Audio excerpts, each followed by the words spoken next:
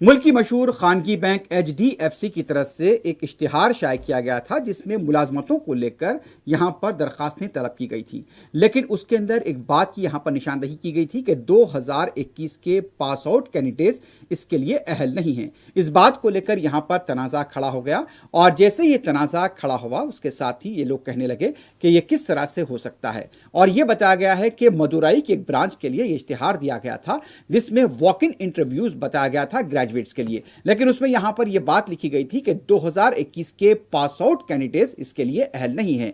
लेकिन जब ये मामला गर्मा गया, सोशल मीडिया पर यह ऐड वायरल होने लगा, ये इश्तिहार, उसके बाद बैंक को फिर से वजाहत करनी पड़ी और यह कहना पड़ा कि कोई भी ग्रेजुएट इसके लिए दरखास्तें दाखिल कर सकता है। यहां पर गलती हुई है, हमसे टाइपिंग एरर बताया गया, जिस तरह से वहां पर 2021 के पास आउट कैंडिडेट्स को नाअहल यानी कि गैर अहल करार दिया गया था दरखास्तों के अदखाल के लिए। लेकिन बैंक ने क्लैरिफिकेशन दिया है और कहा है कि सभी ग्रेजुएट इसके लिए अहल होंगे एज लॉन्ग एज जैसा कि उनकी उम्र 28 साल से कम होती है तो वो इसके अहल होंगे और ग्रेजुएट होंगे तो वो यहां पर दरखास्तें दाखिल कर सकते हैं। यह इंटरव्यू जिस तरह से बताया गया है कि 3 अगस्त को होने वाला था और सुबह 10 बजे का वक्त मुकर्रर किया गया था। मुल्क की मशहूर खानगी बैंक HDFC की तरफ से यह इश्तिहार शाये किया गया था। बाद में तनाज़ा बढ़ा और लोग एतराज़ करने लगे कि क्या स्टूडेंट्स की गलती थी जो यहां पर ऐसा लिखा गया कि 2021 के पास आउट कैंडिडेट्स एलिजिबल नहीं हैं। लेकिन फिलहाल अब बैंक की तरफ से यहां पर एक क्लैरिफिकेशन दिया गया